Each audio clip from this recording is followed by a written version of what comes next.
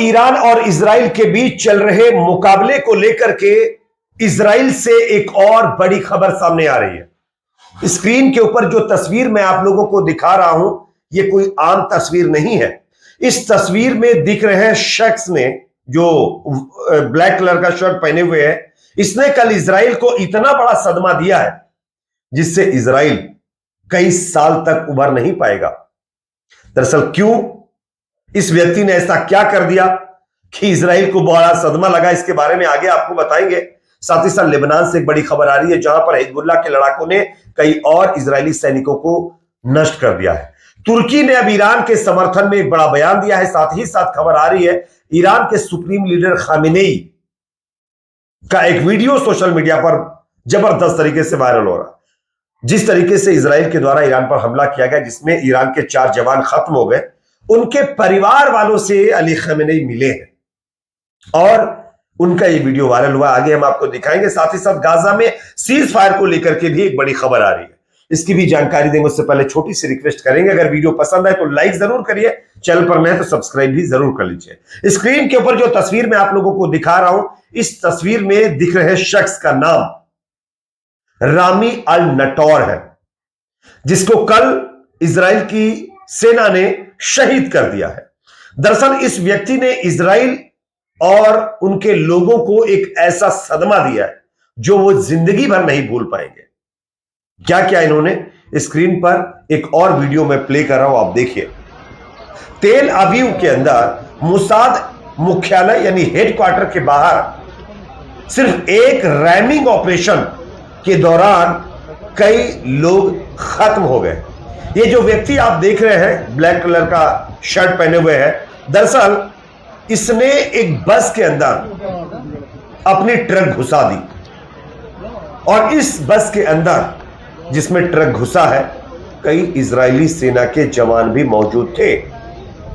और जब यह बस और ट्रक की टक्कर हुई है, उसके बाद इस ट्रक ड्राइवर को तो शहीद कर दिया गया, लेकिन इस ट्रक एक्सीडेंट कह लीजिए या हम कह लीजिए हमला, इसमें 50 से ज्यादा इजराइल के लोग या तो खत्म या गंभीर रूप से घायल हुए हैं। 5 से ज्यादा लोगों के खत्म होने की खबर तो कंफर्म हो गई है और इसमें कई इजरायली सेना के जवान भी हैं।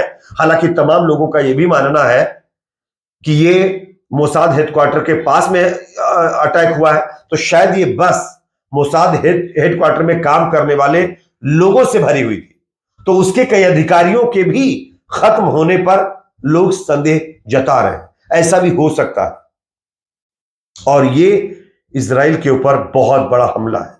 वैसे इजराइल ने ईरान के ऊपर हमला करवाया, उसके बाद आप लोगों को पता होगा एक टेरर अटैक भी ईरान के अंदर हुआ, जिसमें 9 के करीब पुलिस के जवान खत्म या शहीद कर दिए गए और उसके तुरंत बाद ये हमला इजराइल के ऊपर किया गया है। अब ये किसने करवाया इसकी कोई जानकारी तो नहीं है, लेकिन यह हमला अपने आप में बहुत बड़ा है। साथ ही साथ एक और बड़ी खबर आ रही है दोस्तों, लेबनान के अंदर ग्राउंड ऑपरेशन करके लेबनान के मतलब जो है हिजबुल्लाह संगठन को खत्म करने की कसम खाने वाले नेतन्याहू को एक और जबरदस्त नुकसान पहुंचा है। स्क्रीन पर आप कुछ न्यूज नेटवर्क की खबर देख सकते हैं।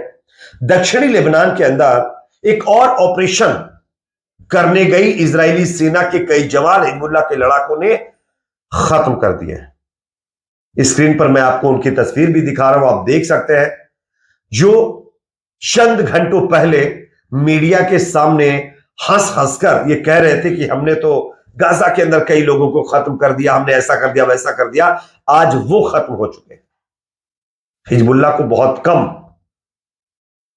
तर आंक करके इजराइल की सेना लेबनान में घुसी और ऑपरेशन चलाने की बात कर रही है। अभी 500 से 600 मीटर अंदर ही ये लोग जा पाए, उसके अंदर हिजबुल्लाह के लड़ाके उनको बढ़ने नहीं दे रहे। जैसे ही ये कोई ऑपरेशन के जरिए आगे बढ़ने की कोशिश कर रहे हैं, हिजबुल्लाह के लड़ाके घात लगाकर गौरिल्ला वॉर में इनको लगातार खत्म कर रहे हैं।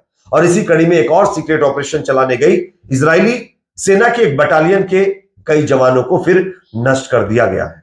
यह हिजबुल्लाह की ताकत है। हाँ, एयर स्ट्राइक करके लेबनान के अंदर कई जगहों पर दहिया इलाका हो गया या फिर बेरूत हो गया या उसके करीब करीब जितने भी इलाके, वहां पर आम लोगों की कैजुअलिटीज इजरायली हमलों में जरूर हो रही और हिजबुल्ला के भी लड़ाके खत्म किए जा रहे हैं। लेकिन हिजबुल्ला का जो जवाबी हमला है, इसकी एक्सपेक्टेशन शायद इजराइल की सेना को नहीं थी। इजराइल की सेना यह सोच रही थी कि थोड़े बहुत मतलब जवाबी हमले होंगे, लेकिन इस लेवल के नहीं होंगे जैसे हिजबुल्ला की तरफ से किए जा रहे हैं।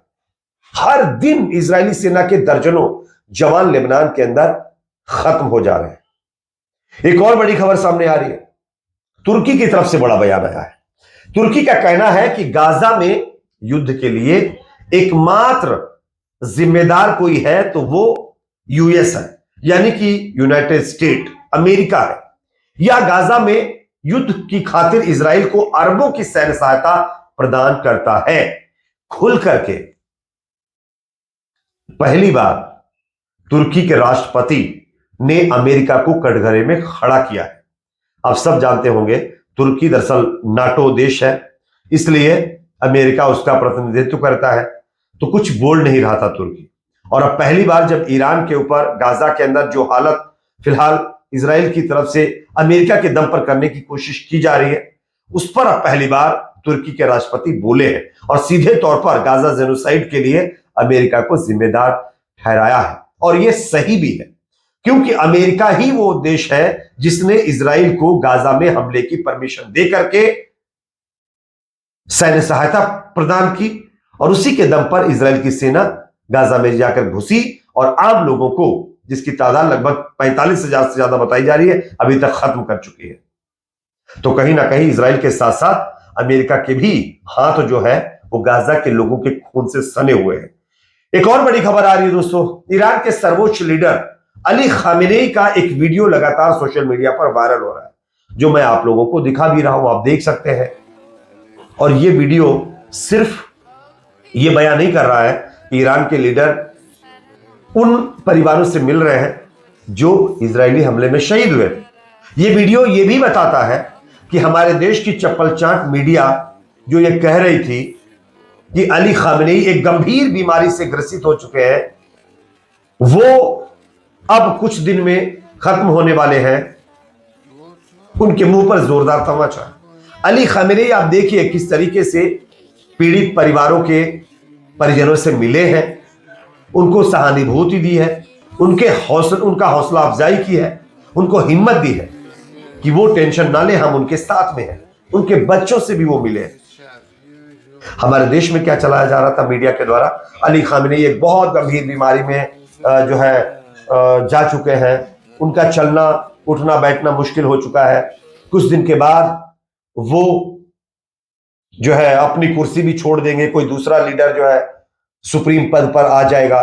लेकिन अब देखिए सुप्रीम लीडर की जो ये वीडियो है, इससे साफ पता चलता है कि जो मीडिया दिखाने की कोशिश कर रहा था वैसा कुछ भी नहीं है।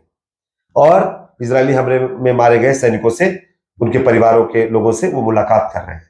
खैर, इस पर आपकी अपनी क्या राय है कमेंट सेक्शन में जरूर बताइए। वीडियो को लाइक शेयर, चैनल पर नए तो सब्सक्राइब जरूर।